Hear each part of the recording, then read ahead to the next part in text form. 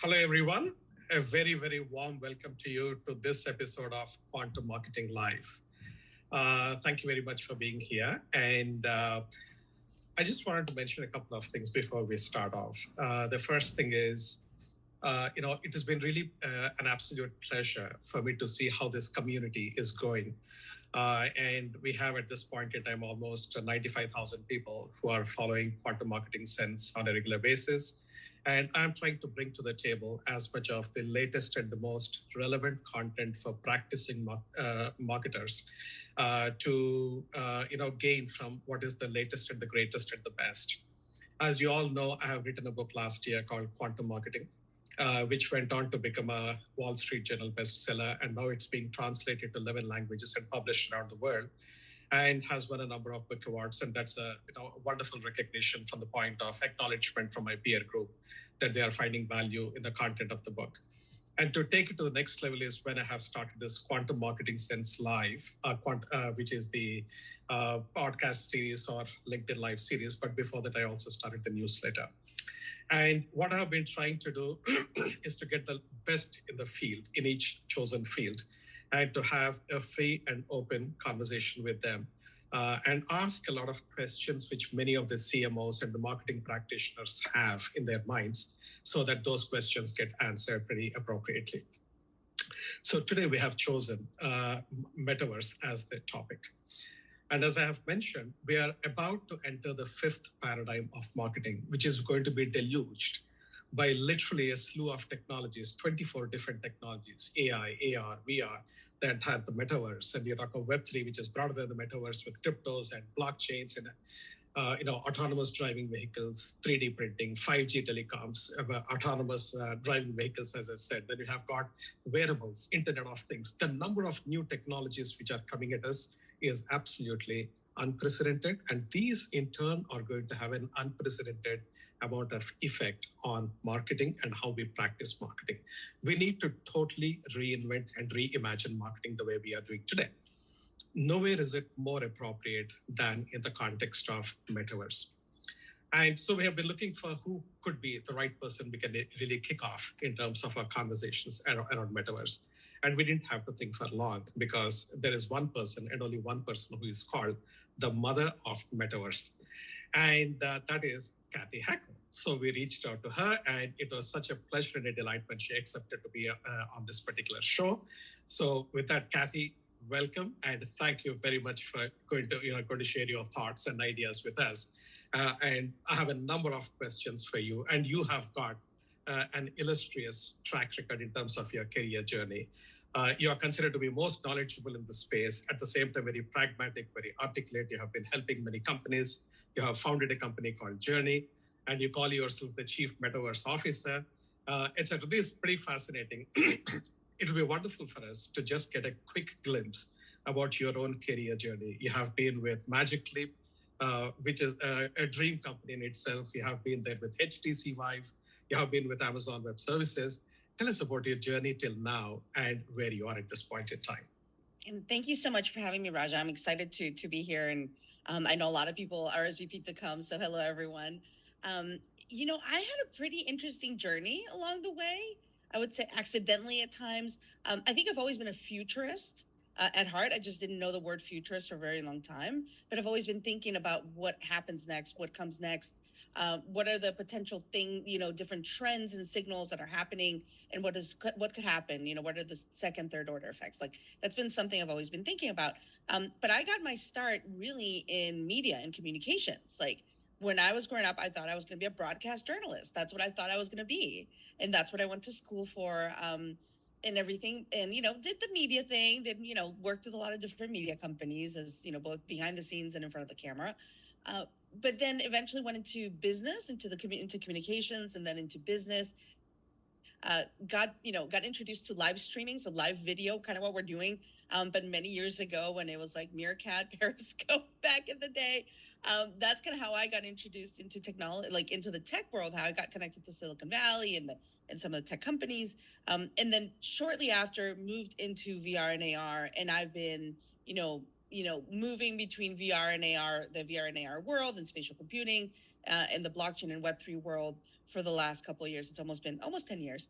But it's been quite a journey, accidental at times. The only thing I can say is for me, it's been recognizing a rocket when I saw one and saying, I'm getting on this rocket. This is what I'm doing for the rest of my life. I don't even know how it's going to happen, but I'm heading there. And so far, it's just been an amazing ride. Part of the reason I have been able to do what I do is because I did see a lot of women like me, a lot of Latina women in leadership roles. So like Evelyn Miralles, who used to run NASA's VR lab. She's a Latina woman. Noni de la Peña, who's the godmother of virtual reality. She's a Latina woman. I was able to see women like me in leadership roles and say, I can do that. So my hope is also to be kind of that, beacon of hope for the people that come behind me. And I'm absolutely sure you're already a role model, not just for women, but I guess for any aspiring professional, irrespective of their gender. And kudos to you for setting such a fine example and proving that things can be achieved, irrespective of who you are, what your background is, so long as you know where to go and you set your mind on it. Now, diving specifically into Metaverse. Yeah. Metaverse is very well known and totally misunderstood as well. It's quite a paradox in many ways. There are many definitions of Metaverse. Some people feel Metaverse is only when you have that headset on your face and you're completely immersed. Or some people say, no, Metaverse has been around for 20 years, and ever since there was Second Life, but that's also kind of a Metaverse, etc. Can you simplify for our audience? What in your mind, or as per you, what is Metaverse? How do we really get our heads around it in a simple fashion? Yeah, so the word metaverse, I think, calls up a lot of emotions, right? Some people are really anti-metaverse, some people are all in. The word has a lot of what I call pollution around it. It's really polluted, right? Because we're trying to define something that doesn't currently exist. And I know we're going to get into that in one of the questions, but it's something in my perspective that we're building today. So, just like back in the day, people, you would read an article and say the internet superhighway, or like, the information superhighway to describe the internet. No one uses that term right now. So we're trying to use a term to describe something that we're building towards. Will we use that term in the future? I don't know. But if you want a textbook definition, and there's no agreed upon definition, I'll tell you, it is a further convergence of physical and digital lives. It is about virtual shared experiences that happen in virtual worlds, but also in the physical world. I think that's really important. It is enabled by many different technologies, a lot of the ones that you described in your list. Those are enabling technologies that allow us to get to that metaverse. Yeah, and it is kind of a thinking about the future of the internet, like an internet that is all around us, that is 3D, that is persistent, that's updatable. Yeah, it's really, for me, to be honest, I want to get away from trying to define the word because there is so much hype around it and it is so polluted. Getting away from defining it and actually working to build it. And that's a lot of the work I do, right? Is actually building with these companies and creating content and infrastructures. So yeah, what I would say is that most of us in the industry do agree that it is the successor state to today's mobile internet. So like if you wanted to agree on something, that's potentially what a lot of us do tend to agree on. So it's like a next gen internet where there is going to be a different level, depth, and quality of interaction and immersion. Yeah, but it doesn't have to be fully immersive. So when people, that's a giant misconception is people think VR, right? So Metaverse, I'll tell you, it's not one technology. So it's not just VR and it's not one single company, right? This is enabled by many different technologies, AR, VR, NFTs, blockchain, AI, 5G, cloud computing, edge computing, you name it, keep going. So enabled by many different technologies. And then it's not one single company building it. Right, that's a pretty dystopian view. Yes, the term metaverse does come from a sci-fi pedigree, but it doesn't have to be a dystopic cyberpunk novel that we create. So yeah, I mean, there's this. I think that there's this moment right now where it's been so hyped up. My friend Amy Peck actually uses the term metaverse, like metaverse, like MEH, metaverse, like meh, which I thought it was really funny when I heard her say that. But yeah, I think it's this moment. What I do with the companies I work with is try to get away from that hypiness and say, okay, if this is truly the future of the internet, then what does this mean for your brand? What does this mean for your profession? What does it mean for your audiences, etc.? So that's kind of how I approach it. I don't seek to define it. I seek to build it. Yeah, in fact, when I started looking at this space over the last 3, 4 years, before that, I wasn't even aware of something called metaverse, right? And I was looking at the whole space. And I think the first time that I really took a significant and serious note of is when I saw that a company like Facebook has completely changed their name to Meta. I said, these guys probably know something a lot more than probably I do if they're actually changing their entire name. But what was your take on it? Did it really signal? Was it some kind of an event which sort of was a wake up call to the entire industry to say this is what it is? Or it was just what do you call one of those many events that happen with no specific significance? Does it have anything at all to do? It does. I mean, I'll tell you this. So when I worked at Magic Leap, one of the North Stars at the company was called the Magicverse. So like a branded, approach towards the metaverse. So like I've been talking to executives about this concept of the metaverse for years. Like I have a keynote from like 2018, right, where I'm talking about this. I remember going through slide decks and the executives would be like, "Can you just jump over that? Like that makes no sense to us." So it's a little early, but I've always been tracking the signals.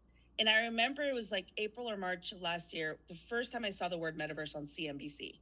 And it was when Roblox went public. And I was like, wow, look at the word there. I mean, this is something I had been writing and exploring and working towards for a long time. So during that, right after that, you start to see more and more people use the term metaverse, try to explore it, try to define it. And that moment when Facebook changed their name to Meta, and Meta to me used to be a company that created hardware. It's a long story, but there used to be a company called Meta in Silicon Valley. That this beautiful headset. It's actually the first mixed reality headset I ever tried, but they actually went, they didn't do too well. But at that moment when Mark Zuckerberg changed the name from Facebook to Meta, and I kind of knew I was already coming, it was a big thing. It was a moment for me where I said, okay, millions of people are going to be introduced to the term metaverse way before I thought it would happen, but there is going to be a lot of confusion, right? I will say that day, I mean, if you could be a fly on the wall, I was in Lisbon actually that day. My phone, I don't like it literally texts, messages, calls. Like I feel like I felt like my phone was gonna melt. Like I've never seen it do what it did. So it was a really exciting day. That being said, it did create some confusion, and I think what a lot of us are doing is trying to explain that it's not one single technology, so it's not only VR, and it's not one single company. This is a broader thing, and it has massive implications if we do apply the Web3 principles into the creation of the metaverse. So just following on that point, so it's not one single technology, it's not one single company, it's not even one single metaverse, right? That's debatable. For me, I'll tell you how I view it. So when I talk about the metaverse, it's like almost capital M metaverse, that bigger idea and bigger concept of full convergence of physical and digital. But within that capital metaverse, there are meta worlds or maybe metaverses, lowercase m. For me, there's only one metaverse, like one capital M metaverse, but there are proto worlds, virtual worlds, lowercase metaverses, maybe within that kind of that world. That bigger version of the metaverse. So to me, there's one. I don't necessarily think it's calling Roblox a metaverse or calling Fortnite a metaverse is the right way to go. I call them virtual worlds. That's kind of how I talk about them, because to me, there's only one like uppercase metaverse. Got it. That's very, very clear. Mm-hmm. Now, from a consumer's point of view, with metaverse almost getting now mainstreamed, how is it going to impact their lives? Or are the possibilities, opportunities, whatever it is for them? If you can just give some thoughts around that. Yeah, so both Matthew Ball and I really do believe, from everything I've read from him and that he said is, it's going to impact every aspect of our lives. And this is why, right? Because if you take the premise of the metaverse being in virtual worlds, but also in the physical world, it's going to impact everything you do, right? Both in the physical world. So it has massive implications. It'll change the way we shop. It'll change the way we communicate. It'll change the way we educate ourselves. It'll change the way we engage with our families that might be, far away. So I think it's going to have a lot of impact. But the most important part here, Raja, that I think people need to wrap their heads around is the change that is happening here with generations, right? And I don't mean to make a broad statement about all generations, because not everyone fits into being a millennial or a Gen Z or Gen Alpha, right? But there are, certain trends that do apply to a lot of them. So I would say, for example, with like the younger Gen Z and Gen Alpha, that blurry edge, that blurry line between physical and virtual is getting blurrier by the day, right? So I always say, just because it happens in the virtual space does not make it less real for this generation, right? And people are like, well, that makes no sense. I'm like, no, it's true. Probably your first concert, my first concert was in a physical venue, right? Seeing our favorite artist. For my son, it was Lil Nas X and Roblox, right? And he says, I was there, I saw Nas. Like, he lived it in first person. What he does in game, which his game, like where he plays, that's his social network. That's where he engages with his friends. That's where he has conversations. So the things that are happening in these virtual spaces are very real to him. You can't tell him, oh, it's not real because it happened in a virtual space. No, it's very real to them. So you're starting to see this kind of like that blurry edge, right? And even when older generations say like, well, that makes no sense. I said, well, during the pandemic, you were forced to probably have, Hanukkah or Christmas on Zoom, right? But it still happened. Just because it happened on Zoom doesn't mean it didn't happen. You still have the memories. You all sat down and ate, through, shared a meal through video. So it's this understanding that this difference between what I hate when people say the real world versus stuff that happens in the virtual. I think you need to change the mindset and the chip, because for them it's physical world, virtual space, right? And what happens in between those is very real to them. That is their life. So that's why I do think that there is something really important here that will impact every aspect. And then if you do think about where the hardware is going, right? There's only so many more cameras I can put on a phone, right? Every time there's an Apple event, it's like, okay, great, more cameras, dynamic island, great. Like, what else? So I think we all know the writings there. We all know the companies are working on it. Everyone talks about whenever Apple brings it to market, but we're going to move from our phones, some type of wearable. It looks like glasses, right? That's what a lot of companies are working towards. So when you start to think about the data that you're seeing on your phone moving up here and being all around you, that's going to impact a lot of things. Like, it's going to impact, what constituents see, from politicians. It's going to impact, how you shop. It's going to impact when you do tourism. Like, what are you seeing? What are you accessing? So, yeah, it's going to have massive implications. And it's not all bad. I want to be very honest, because I think people get a very dystopian view because of some of this dystopian videos, and the fact that the term metaverse does come from a dystopian sci-fi novel. It doesn't have to necessarily be that way, right? We can build towards a better world. We have to create that. So I don't think it's a utopia or a dystopia. I'm somewhere in the middle when I'm pretty protopian about this. Got it. And also you mentioned a very important point. It's not only for one generation. You cannot box everyone into that particular slot, right?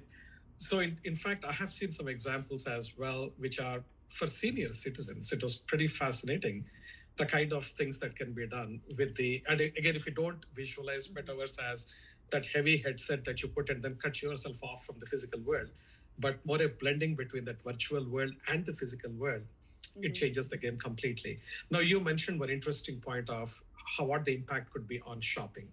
Now, as you know, my full-time day job is with MasterCard, and shopping is, of course, very near and dear to our hearts. What do you think will be the impact of metaverse on commerce? I think it's going to have a massive impact. I do a lot of work around new commerce models. So I've written extensively about this and working with a lot of companies in these new commerce models. So obviously we got the physical to physical. We all know how to do that perfectly. We all go to Target and come out with stuff we shouldn't buy or we weren't planning on buying. So the physical one, we all know how to do. When you added digital, that gave rise to e-commerce, which has a massively disrupted commerce, obviously. Totally. But now, you start to look at the other commerce models, virtual to virtual commerce, which has been thriving in gaming economies for decades. It's just really hot to talk about it now, but that's, what is it?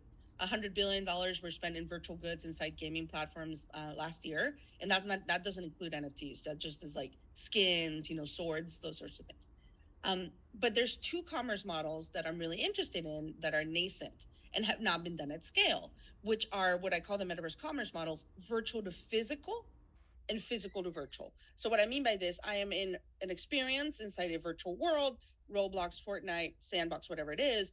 I do something, or I have an action, or I buy something in that space that unlocks a physical item for me that arrives at my house, or that allows me a physical experience or something, right? So that, and then the juxtaposition is I am at Coachella, or I'm at JBL Fest, or I'm at the store, and I do something, I buy something that unlocks something for my avatar or for my virtual persona. Right. Those have not been done at scale. But I do think, I do know a lot a lot of companies are working to create some of this, these at scale. And I think that that is where it starts to get really exciting for a lot of us that work in these commerce models. How do you create those at scale, but also responsibly, right? So yeah, definitely interested in how it's going to impact commerce. It'll impact it'll impact commerce in another way as well. And one of the reasons Journey was created is to look at the new customer journeys. Where are the next wave of customers going? What is the next wave of customer journeys, customer touch points, right? You're creating new customer journeys, you're creating new customer touch points, and how do you start to understand those? So it's been just truly mind blowing the amount of work that we're doing in that space, to kind of understand these models. So yeah, it is. No, I think one of the examples you gave, Cathy, is pretty telling. So before internet came, what shopping was, and the moment internet came, how over a period of few years, it has totally transformed, which got to probably an unprecedented level of, I would say, dimensional shift, literally, during the pandemic when people were locked in and literally they had no other choice but to do shopping via digital channels. Now, in the same way, I think probably Metaverse would actually add a complete new dimension. Mm-hmm. And your number is right. It's about $100 billion of, these goods, which are virtual goods, which are bought, whether it is in gaming or otherwise. It's pretty fascinating. Now, the question is, this has to have a profound impact for marketers. In terms of understanding those new ecosystems and understanding what kind of tech stacks they need to have. Mm-hmm. How should they even visualize the creatives, right? Right now, for example, you cannot simply say, I have a great advertisement called Priceless that I show it on television. Let me take it and slap it inside the metaverse. It's just not going to work. Yeah. So the key thing is, how do we really rethink the entire marketer's journey in this case for creating stuff, like you have talked about the consumer mm-hmm. journey? If you can share some thoughts on that, that'd be fantastic. I see a new breed of marketer kind of being created. A marketer that can kind of go in between different practices. And that's one of the reasons, like, I don't use the title Chief Marketing Officer, because what I do is beyond marketing. I really specialize in Metaverse. So when I gave myself the title Chief Metaverse Officer, I was starting a conversation as to who is going to lead Metaverse Web3 inside these companies. Is it a marketing function? In my perspective, it's not only a marketing function, it's a business function across many different levels. So you're going to need people that specialize in understanding both Web3 and Metaverse and the enabling technologies that can, they can be highly technical, but if they're not, they can speak the language and be able to communicate with the developers, right? And everyone that is creating these sorts of things. So you're looking at a new breed of business person, even for the marketing people. And I feel like many marketing people are starting to get a little bored with Web 2. Like, there's only so much more, right? So I see this reinvigoration, this moment that people are in the marketing function are reinvigorated. They're excited. They want to kind of do something. They want to test and learn like I've never seen them before. It's a really exciting moment. And it's a moment for for people, for the professionals in the field to reinvent themselves as well and say, okay, I want to specialize. I want to, learn more about crypto and Web3, and I want to launch an NFT, or like, there's going to be a lot of that. I think a lot of opportunities. Actually, my next book that's coming out in January is geared towards the people that want to become those head of Metaverse and Web3, or chief Metaverse officers, or, the leaders within the organizations and startups that are going to take us into the future. Right. So I do think that it changes marketing. I'll tell you something really interesting. I just, my company Journey and myself and my game development team, we just built 2 massive Roblox worlds for Walmart inside Roblox. So 2 massive builds for the same brand on the same day. No one has ever done that. Right. And within those worlds, there's tons of IP. So one of the worlds has, Paw Patrol and Razor scooters and LOL dolls, like Jurassic World. The other one has Lottie London, Netflix. Like, there's tons of IP that went into these worlds. So the skill that we had to do, both from like understanding, okay, what are the needs with the game development? What are the needs with 3D, with the 3D assets? How do you start to negotiate these sorts of things? It's a different mindset. And the idea was not to be focused on Walmart and taking a supermarket, a market, and plopping it into the metaverse. It was like, how do you envision and see Walmart in a totally different way? That's fun. So like, right now we launched, it's been super successful.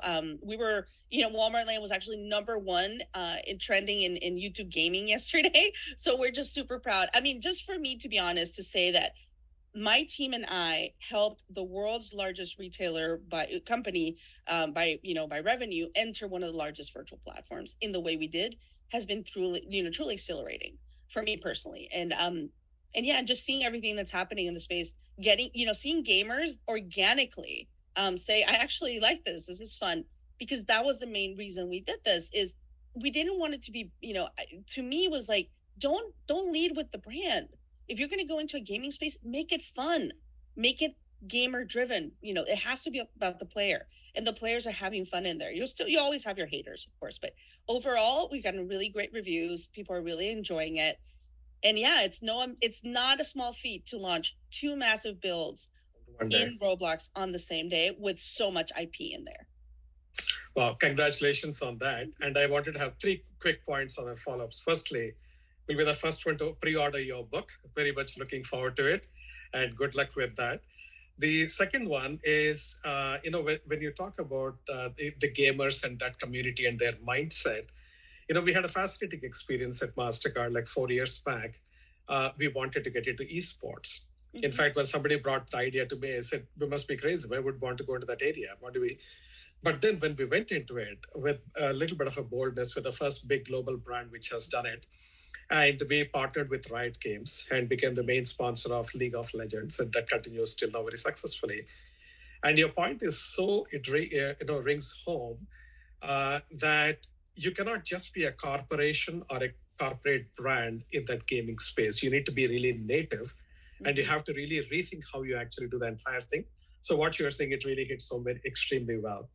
The third point I wanted to ask is, as I have written in my book, and I have constantly been telling, I have been in the field of marketing for 30 plus years, and I love this craft, and I want to give something back to this craft. And it pains me pretty intensely when I see that ever since internet has come, marketing has become more digital and data driven. The classical marketers started struggling because they have been very right brain thinking. Technology data is very left brain thinking. So they have lost some of their, I would say, significance and stature in various companies. Now my worry is we are now getting into even more dramatic amount of stuff. And I took an online course with Wharton to go through the Web3. There's a complete program for 7 weeks, intense stuff. No, but the thing is, realistically, marketers don't have that amount of time and effort that they can really put in. And to your point, if they don't do it, there'll be a new generation of people who will be coming in. These folks will get relatively obsolete. What is your advice for marketers? Well, I mean, it doesn't have to be the new generation. Like, what I'm finding is that even people that have been in the marketing function for years are really hungry for change, right? So they're educating themselves. They're, and once again, like, I feel like there's going to be room for a lot of different people. It doesn't only have to be, game developers or people that know how to do Unity or Unreal. You're going to need the creatives, right? That are going to come in and also have this moment. And I feel like I do sense that with some of the marketing folks that I do work at some of the brands, like this moment of just creativity unleashed. Like, if you had to think about X retailer in the metaverse and think about, like, what would it look like? What would you want to envision when there's no building codes and there's no laws of physics? Like, those are moments of true inspiration and creativity that are happening. So while I do think that there's a new breed of, metaverse professionals brewing and being educating themselves and growing, I do think the marketing function still plays a very important role. But what I would say to marketers is educate yourselves, learn, if you don't have time to do a course like the one you did, which sounds amazing, there's LinkedIn courses. I've got several, like, you don't have to do mine. There's many different courses that you can do that are a little bit shorter. You can listen to podcasts if you want to explore things more. You can read books. Like, there's different things. Or even if it's something you are truly interested in, and you have some free time, maybe work with a nonprofit to help them launch something small and help them. Like, I think that there's different ways to go about it without necessarily having to, to go, to do everything, or seek out, this is really important, or seek out the people within your organization that are really interested in this, that know what they're talking about, and say, hey, I want to learn more. Can you add me to the calls, when they're not, super private, but like things like that. There are people within every organization that I've worked with that are super excited about this and are leading the way. And they're trying to find all the people within their organization that want to be part of these, consortiums that are being built. So yeah, that would be my advice, I would say. Got it. I think very sane. And the key thing is in terms of marketers really realizing the extent of opportunity that lies ahead of the probably is the first step. And another point you make, which is where there are no laws of physics. Mm-hmm. Literally in metaverse, there are no constraints that you're otherwise constrained in the real world. You can have a building upside down hanging out there. Mm-hmm. And so creativity has no limit. But if you understand the context in which you are creating, it'll be hugely empowering both to the agency people as well as to marketers in the various companies. Now, on that, I just want to ask another question, which is, I have read some articles here and there, and people are being bullied in the metaverse, and they're being harassed and stuff like that on the one hand. And then there is also some bad content which happens, and it's not unique to metaverse; it happens everywhere. But people are catching up even in that space. So, from a brand safety point of view, what should marketers be thinking about on the one hand? And secondly, from an industry perspective, what should we be thinking and who should be taking the lead in terms of getting the right standards, the right controls before they become regulations that are imposed on the space? Yeah. How can we be self-regulated? Any thoughts on those, Cathy? Yeah, I mean, it's a really important moment for us to have those very uncomfortable conversations right now. Right. Instead of, a couple of years down the line and be like, oops, we didn't, we kind of knew, but we didn't know. No, I think we need to have really uncomfortable conversations as to how could this go badly? How could this become a dystopia? Right. Because to me, like, technology is not bad.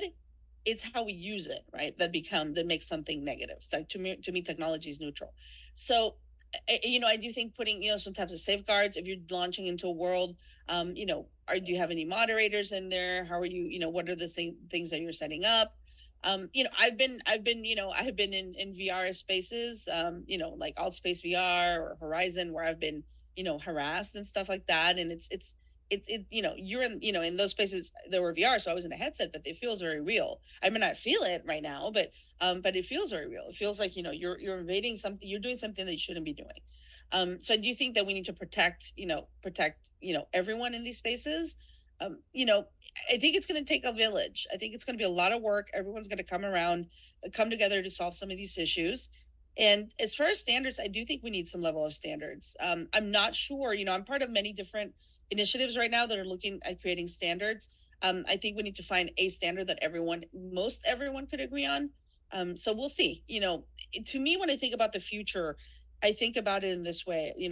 There will be a big part of it that will be open and decentralized, which is what a lot of us are working towards.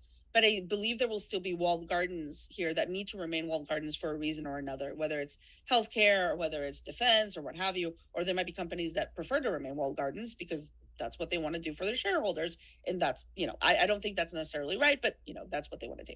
So, I don't think we need to be naive. I think that it's not all going to be open and decentralized. That's what I'm building towards, but I think there will still be walled gardens here. That being said, I live in DC, Washington, DC. So one of the things that I try to do is go down to Capitol Hill and educate lawmakers, and put, magic leaps on, headsets on, and have them and understand what's happening in Roblox and these sorts of things, because I think that they need to learn what these technologies are, right? They're educating themselves more, but government moves at a slower pace, right, than technology. So, we can only do what we can all do. I'm trying to build a better world for my kids. So I have to do everything in my power to create that better world. And part of my mandate is helping educate lawmakers, right? Doesn't mean everyone has to do that, right? But everyone should find what is their contribution to the space. Where in the world do you think metaverse is advancing the fastest? Is it in the United States? Is it in Asia, Europe, or is it borderless? Well, I mean, the whole idea is for it to be borderless, right? But I do think, Korea, for example, is a hotbed. I mean, so much happening there. I mean, it is a little geopolitical in the sense that there is a Chinese version that's being developed and a vision, whereas there's more of a Western vision being created as well. So it is a geopolitical thing. What I will say, not so much from a regional standpoint, and I do have to say, for example, the city of Orlando, which I do a lot of work with, is doing a lot of work around what is their role in the metaverse. They call themselves the Meta Center. You've got Dubai, where the Dubai Metaverse Assembly is happening this week. So there's a lot of different places, physical places, that are looking at what their strategy is. What I do think from an industry perspective, and I think it's very poetic, is that if you look at Web 1 and Web 2, we have to be honest. Who was leading innovation? Who was pushing the tech? It was adult entertainment, really pushing the tech, right? I think it's really poetic that in this new era, it is fashion and art. We all make fashion choices every single day, even if you choose to wear the same thing every day, right? So I think it's very poetic that it is fashion brands that are pushing the limits of the technology, and it's art. So I think there's something there to be said. And yeah, I mean, I do a lot of work in fashion and luxury. That's really like my favorite, my favorite space is fashion and luxury. But I think there is something poetic there when we talk about how these, whether it's Tommy Hilfiger, Ralph Lauren, Gucci, Balenciaga, uh, just pushing the limits of the technology. It's truly, truly exciting in my perspective. Yeah, it was fascinating when I read the article about Gucci bags in the virtual world selling for $4,000. In the real world, they're $1,700. So, I still sort of at times struggle to get my head around NFTs and the real intrinsic value versus the fad value around it. But just your thinking on NFTs per se, do they have a future? And is it very bright, or does it have different applications? Anything you can comment on it for a few minutes? Yeah, I mean, I'm definitely bullish on NFTs from the underlying technology of what they are, right? I don't think the 10,000 PFP projects like they used like last year, I don't think that that's the way forward, right? Even though I am a member, I am a mutant ape, so I'm a part of the Bored Apes, I'm a cool cat, I'm a Clone X, I'm part of a lot of these, I'm a V Friends, I'm part of a lot of these communities. And by the way, this is not financial advice. This is what I do, not what you should do. But I am bullish on NFTs in the sense of owning an asset, the underlying technology, like the deed that is attached to a virtual, to an item, whether it's a video, a photo, or an actual physical product. I think that's really exciting. So yeah, I think there is a lot of potential. I think the bigger conversation is if around ownership, IP, what is it that you own, what can you do with these assets, and also around data ownership. If the blockchain does allow us to regain ownership of our own data, that is, to me, in my perspective, a really positive thing for humanity. So yeah, I mean, very bullish on it, not necessarily on the 10,000 PFPs, but more bullish on the underlying technology. And yeah, and NFTs to unlock amazing experiences. I'm all for that. So yeah, and I'm an active part of the community, obviously, in a lot of these spaces, but very bullish on them. Got it. Good to know. Now, what are your priorities as you look forward to over the next 1 year and the next 5 years, very broadly? Well, right now, my immediate priority, I'm producing Electric Fest at Walmart Land. They have a stage, and I'm actually producing the concert with Kane Brown, Madison Beer, and Youngblood. So very exciting artists. I've been working really closely with them on the production of the concert, like myself, and then also on creating bespoke virtual couture. So moments of fashion impact for them in the metaverse.